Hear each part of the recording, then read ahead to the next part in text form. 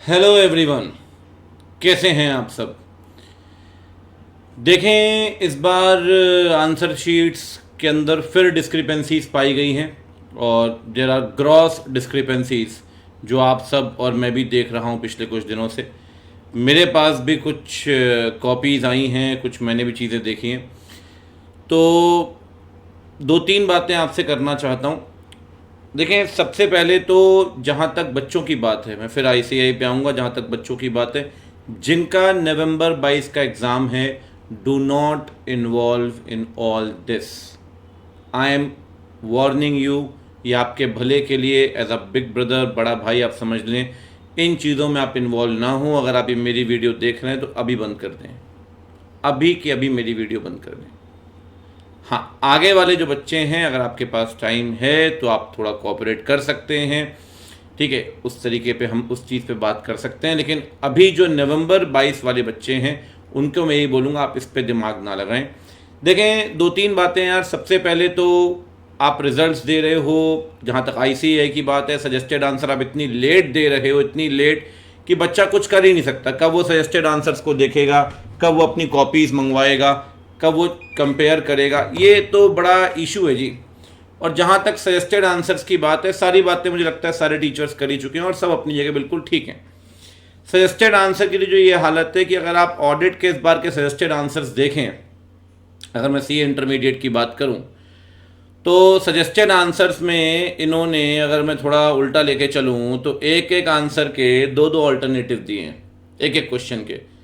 और ऐसा एक जगह नहीं, 5 से 6 जगह हुआ है।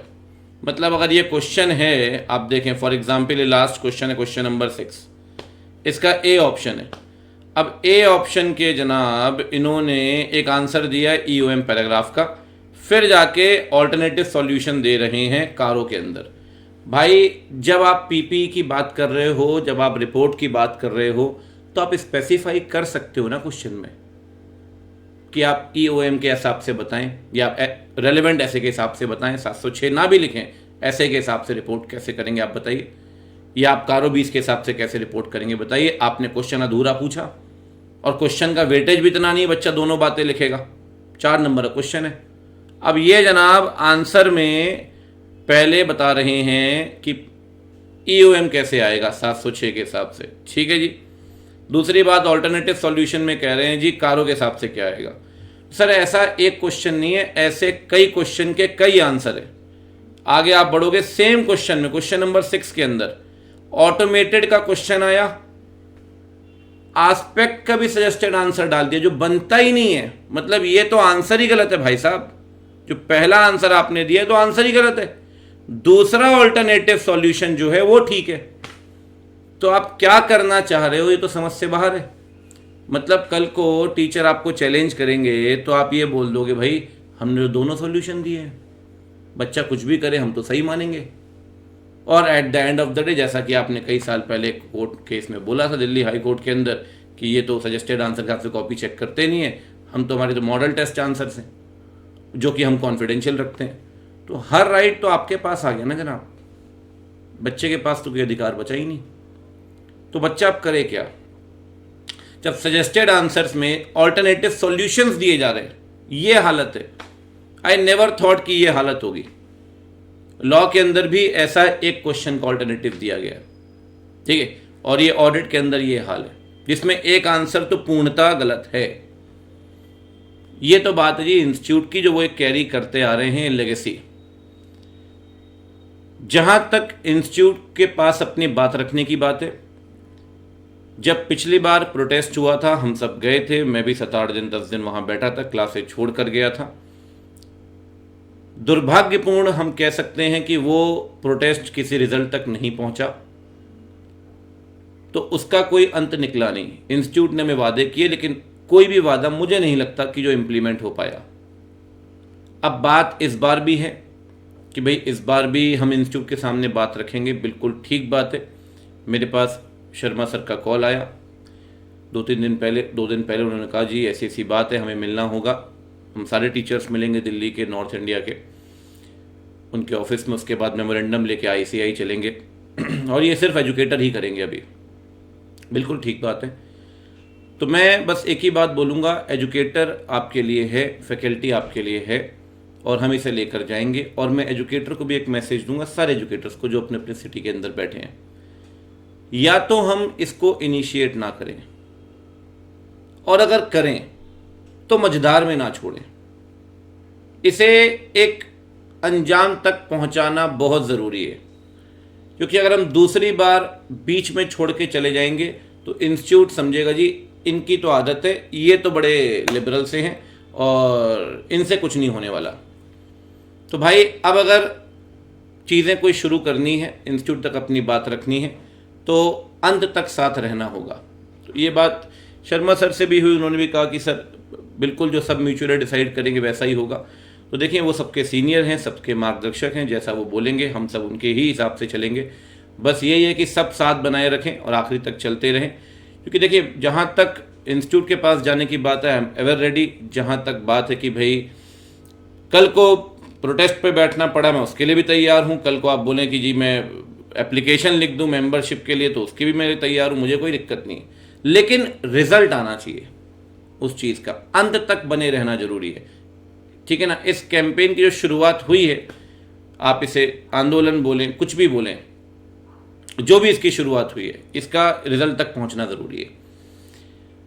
देखें कई कॉपियां मेरे पास हैं, आज कॉपियां तो लेकर नहीं बैठा हूँ, थोड़ी सी बात आपसे करूँगा, बहुत लंबा मैसेज नहीं है, आपके साथ ज़्यादा बातचीत नहीं करूँगा, टाइम ख़राब नहीं करूँगा, कॉपी किसी और सेशन में लेकर बैठूँगा। लेकिन इतना ज़रूर है जी कि बच्चों को बस एक ही बात बोलूँगा, जो नवंबर 22 वाले बच्चे हैं, अभी तक आप बने हुए हैं, तो भाई निराश मत हो मेरे भाई। कहीं कहीं डिस्क्रिपेंसीज़ हैं, कई जगहों पर डिस्क्रिपेंसीज़ हैं, उसके लिए ही हम बात करेंगे, उसके लिए ही हम लड़ेंगे। टीचर्स आपके साथ बैठे हैं, आप अपना पूरा का पूरा ध्यान कॉन्सेंट्रेट करें। मेरी जो सबसे बड़ी चिंता है मैं आपको बताऊं, वो मैं ये चाहता हूं इन बच्चों का ध्यान ना भटके, क्योंकि मैंने पढ़ाई की है, मैं जानता हूं ये आखिरी के सितंबर अक्टूबर कितने क्रूशियल होते हैं। तो आपको बिल्कुल भी कोई दिमाग नहीं लगाना। अगर एजुकेटर आपके शहर में आईसीआई जा रहे हैं मेमोरेंडम देने के लिए, तो आपको जाने की ज़रूरत नहीं है, वो एजुकेटर का एक पहल है, एजुकेटर बिल्कुल जाएंगे। और मैं तो अपील करूंगा सारे एजुकेटर से बिल्कुल जाना चाहिए, ठीक है। एक सही तरीके से, शांतिपूर्ण तरीके से अपनी बात रखें, वो बहुत ज़रूरी है, in the common interest of the student. क्योंकि सर कब तक चलेगा ये? बच्चे मुझसे पढ़ते हैं, उन्हें ये बात पता है, मैं पढ़ाते हुए कहता हूँ जी ये सही आंसर है और ये इंस्टीट्यूट के सजेस्टेड आंसर में दिया है।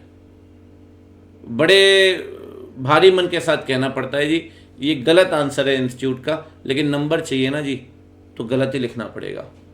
ये जिन बच्चों ने उससे पढ़ा है मेरे मुझसे कई बार सुन चुके होंगे कि जी ये आंसर सही है और ये गलत है, जो इंस्टीट्यूट ने सजेस्टेड आंसर में गलत दिया है। अगर नंबर चाहिए तो गलत ही लिखना पड़ेगा। मतलब एक टीचर के लिए इससे मुझे नहीं लगता कोई डिस्गस्टिंग थिंग हो सकती है कि सही पढ़ा के भी टीचर आपको बोल रहा है कि आप जाके एग्जाम में गलत लिख के आओ, क्योंकि नंबर चाहिए। तो कब तक चलेगा भाई? ये बहुत दिन नहीं चलना चाहिए, मुझे ऐसा लगता है। और बात शुरू हुई है तो बात एंड तक लेकर जाएं, ज़्यादा बढ़िया। बस यही बोलूँगा, बच्चों अपना ध्यान लगाओ, ज़्यादा आप ध्यान मत भटकाओ, ठीक है। हम आपके लिए हैं और अभी इसको आराम से ग्रेजुअली लेकर चलते हैं। सारे टीचर एक साथ इकट्ठे होकर ही काम करेंगे और यूनिटी मुझे लगता है बहुत ज़रूरी है इन सब चीज़ों में। इंस्टीट्यूट को ये बात हमको रखनी होगी कि बच्चों के भविष्य के साथ खेलना बंद कर दीजिए। एक बच्चा 6 महीने मेहनत करता है, उसके परिवार कितनी उम्मीद लगाकर बैठते हैं उनके माता पिता कि जी अब बच्चा इस बार क्लियर करेगा, इस बार सीए बनेगा, इस बार इंटरमीडिएट क्लियर करेगा, और फाइनली आपकी कुछ गलतियों की वजह से, डिस्क्रिपेंसीज की वजह से उसकी पूरी की पूरी 6 महीने की मेहनत बेकार चली जाती है। उस बच्चे से पूछिए जिसने अपने जीवन के 6 महीने खो दिए सिर्फ आपकी वजह से। तो सर आपके कंधों पे भार तो बहुत भारी है, ये आपको रियलाइज़ करना होगा कि आपकी अकाउंटेबिलिटी बहुत ज़बरदस्त है। सिर्फ पीछे हट जाने से या ये दलील देने से कि जी ये सजेस्टेड आंसर हैं, इनके हिसाब से कॉपियाँ चेक नहीं होती, सर ये कब तक चलेंगी? तो ये कोई वैलिड डिफेंस नहीं है। और इस बार अब सब आगे आ रहे हैं तो मुझे लगता है अपनी बात रखेंगे। और जैसा कि सब कह रहे हैं कि अगर आप 2-4-5 मिनट का समय निकाल सकते हैं तो ईमेल करिए, और ठीक है अपने जो कंसर्न्स हैं वो आप शेयर करिए, मेमोरेंडम आप आगे शेयर करिए, ठीक है। अगर हम यूनाइट रहेंगे, सब साथ मिलकर चलेंगे तो बिल्कुल वी विल सक्सीड, क्योंकि जिनके साथ हो गया वो गलत था, अब आगे नहीं होना चाहिए। मैं बस यही चाहता हूँ, ठीक है, क्योंकि मेरे पास खुद इतनी आंसर शीट्स हैं। जब लास्ट टाइम मैं प्रोटेस्ट में था तो वहाँ भी कुछ आंसर शीट्स मैंने देखी जिसमें गलत चेकिंग हुई थी। कुछ जगह मुझे लगता है इंस्टीट्यूट कुछ जगह जस्टिफाइड भी करता है, लेकिन बहुत जगह पे इंस्टीट्यूट ने वापस से प्रैक्टिस शुरू कर दी है, तो इसे बंद तो करना होगा, ठीक है। तो अभी मैं कोई कॉपी नहीं दिखा रहा हूँ, बस मैंने कहा एक बार बच्चों से बात करता हूँ कि बच्चों जो नवंबर वाले हैं वो अपना दिमाग इसमें चीज़ों पे ना लगाएं, वो सीधे कंसंट्रेट करें।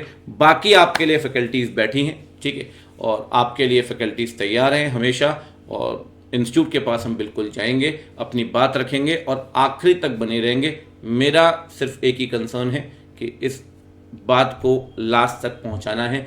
जब तक कि कुछ फाइनल अप्रूव नहीं होता तब तक हमें बने रहना है। ये मेरे जितने भी एजुकेटर्स हैं सबसे रिक्वेस्ट है, ठीक है। तो मैं यहीं पर एंड करूँगा। तब तक के लिए बच्चा पार्टी, आप अपना ख्याल रखें, सुरक्षित रहें, पढ़ाई करते रहें, इन चीज़ों पे दिमाग ना लगाएं जिनका आगे का अटेम्प्ट है। अगर वो थोड़ा समय निकाल सकें तो शेयर कर सकते हैं जो मेमोरेंडम, अपनी बातें जो आप डालना चाहते हैं आप बताइए इंस्टीट्यूट को, अपने कंसर्न शेयर करिए, ठीक है, क्योंकि नवंबर के लिए समय बहुत कम है, ठीक है। चलिए, तो मिलते हैं आपसे अगली वीडियो के अंदर, ठीक है, तब वहाँ बात करेंगे। तब तक के लिए गुड बाय, टेक केयर।